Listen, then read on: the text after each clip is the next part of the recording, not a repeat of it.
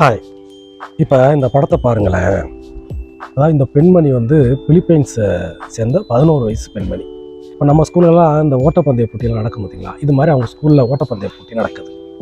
எல்லோரும் ஷூ போட்டுட்டு ஓடுவாங்க ஓட்டப்பந்தயத்தில். ஆனால் இந்த பெண்மணி, இந்த குழந்தை என்ன பண்ணுது, ஷூ வாங்க வசதி இல்லாதனால பேண்டேஜை கால் ஃபுல்லாக சுற்றிட்டு இதில் வந்து ஓட்டப்பந்தயத்துக்கு தயாராகி ஓடி இருக்கிறான். ஓடுனது மட்டும் இல்லைங்க, இந்த 400 மீட்டர், 800 மீட்டர், 1500 மீட்டர், இந்த 3 பந்தயத்துலேயும் தங்கப்பதக்கம் வென்றிருக்காங்க. இது வந்து ஒரு பெரிய சாதனை. மீடியா லெவலில் நல்லா ஃபேமஸ் ஆகிட்டு வந்திருக்கான். தன்னிடத்தில் இல்லைனாலும் இருக்கிறத வச்சு முயற்சி பண்ணி வெற்றி பெற்றிருக்காங்க பார்த்தீங்களா. இதுதான் அவங்க வந்து மீடியா லெவலில் பெரிய லெவலில் உயர்த்தியிருக்கு. இது எதுக்கு சொல்ல வரேன்னா, நம்மகிட்ட இல்லையேன்னு பின்னடையாமல் இருக்கிறத வச்சே முன்னேறலாம், வெற்றி பெறலாம் அப்படிங்கிறதுக்கு உதாரணம் தான் இந்த பெண்மணி. உண்மை தானே?